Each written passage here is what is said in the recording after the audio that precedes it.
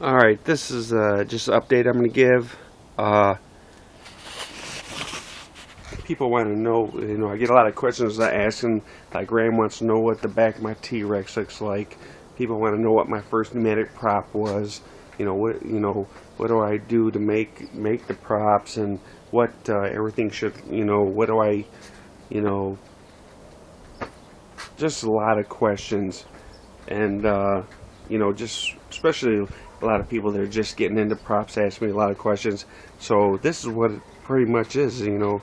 You're pretty much going to be Sanford & Son, and you're going to collect all the junk that you see on the side of the road, because you're going to look at it and say, just from your creativity, you're going to be like, that's a prop. That junk is a prop for me.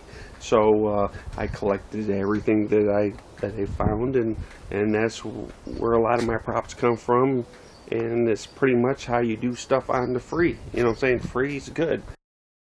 Alright, Diablo 85, and I just wanted to show you my first pneumatic prop that I actually made.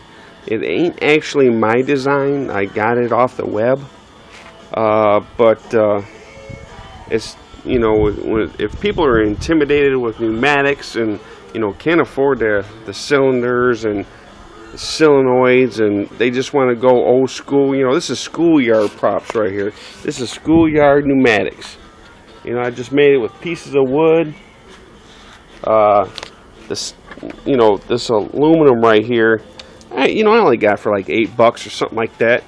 But you can get it at Home Depot or Lowe's. It's gonna be a little more expensive. But I went to like a place that distributes a steel distributor, and you can get all your parts a lot cheaper. So it's got some bolts up there, just pieces of wood, and this one makes this old school right here. A little hinge I bent, just a bicycle pump. And I put a little this is where it goes into the tire and pumps the tire up. I took that out and put a little fitting for a pneumatic line in there, and came through here. And this is all new right here, but you don't really need this. You could actually just take a damn pin and pop a hole in the line just for a little. You just need a little bleeder. But I just put this in here because I wanted to hurry up and just video it. But that's all it is. This is just a bicycle pump, but it's nice and smooth. Watch this. So this is for the people that want to start it off, and just can't afford all the bells and whistles, and you want to get the same results. That sucker will pick up. This is actually picked up more weight than any of my cylinders has. And I only got like 35 pounds on it, and that little issue here is it just bleeding off because there's nothing to bring it back.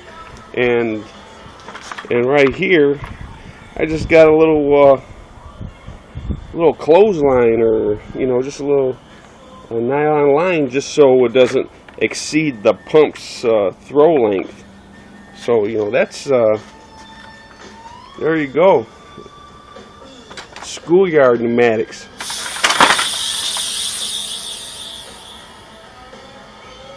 So if anybody wants to know how to do that, let me know, and I'll try to go back in the day and find a link for you. It's not that hard. Honest for life. Alright. Just another little quick update. If anybody wants to get into pneumatics or prop making, and you can have a lot of stuff, but this is what you're going to end up with. You got your fittings, you got all your relays, switches, you can have cylinders stacked up, you can have a miscellaneous drawer, and then you're going to have solenoids and all kinds of stuff. And then you're going to end up with fluorescent paint,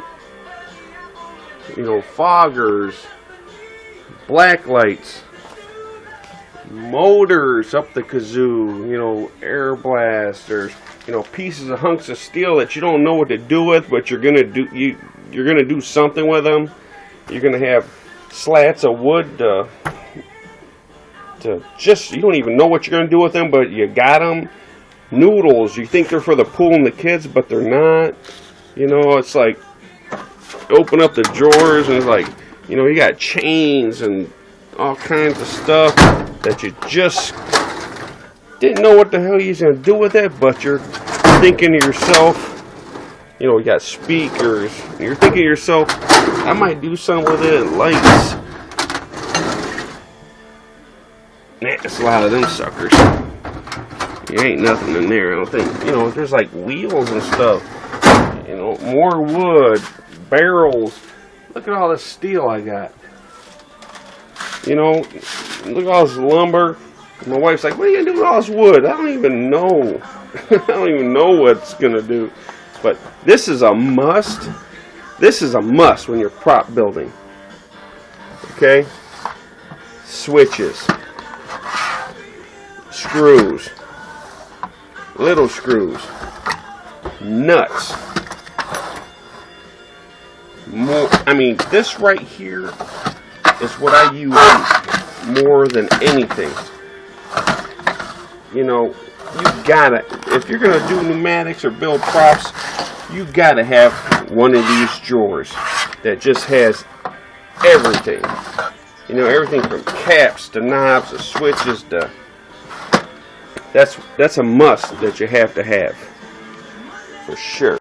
And definitely, if you're going to get into pneumatics, you got to have this.